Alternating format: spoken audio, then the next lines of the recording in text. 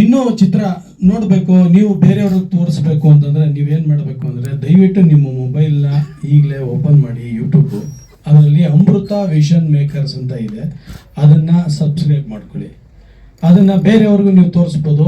ಈ ಚಾನಲಲ್ಲಿ ಏನಂತಂದರೆ ಬರೀ ಮೂವಿನೇ ಅಂತ ಬರಲ್ಲ, ಸಮಾಜ ಸೇವೆ ಮಾಡಿರೋದು ಬರುತ್ತೆ, ಚಾರಿಟಬಲ್ ಟ್ರಸ್ಟ್ ಕಡೆಯಿಂದ ಏನೇನು ನಾವು ಕಾರ್ಯಕ್ರಮಗಳು ಮಾಡ್ತೀವೋ ಅದನ್ನೆಲ್ಲ ಕೂಡ ಅಪ್ಲೋಡ್ ಮಾಡ್ತಾ ಇರ್ತೀವಿ.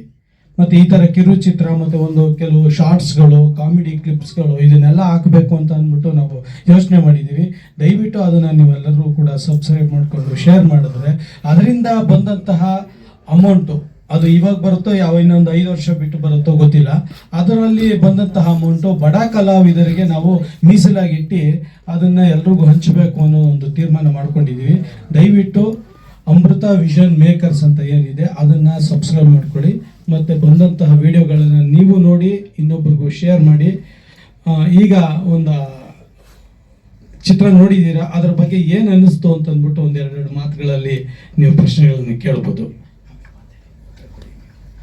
ನಮ್ಮ ಕಲಾವಿದರಾಗ್ಬೋದು, ತಂತ್ರಜ್ಞರು ಮತ್ತು ನಿರ್ದೇಶಕರು ಎಲ್ಲರೂ ಇದ್ದಾರೆ.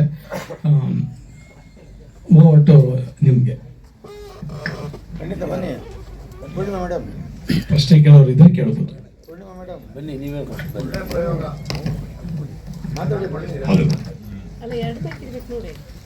ಇನ್ನೊಂದು ಮೈಕ್ ಇದೆ.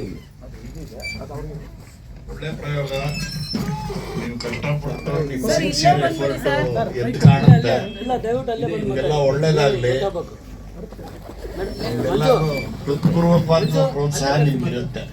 ಪರ್ಟಿಕ್ಯುಲರ್ಲಿ ನೀವು ಉಡುಮುಟ್ಟು ಹೊಡೆದಿದ್ದ ಡೈಲಾಗ್ ಬಹಳ ಎಫೆಕ್ಟಿವ್ ಆಗಿತ್ತು.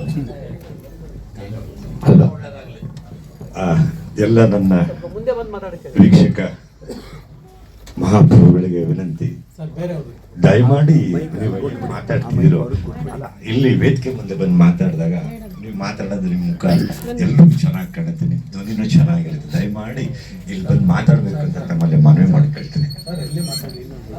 ಇದು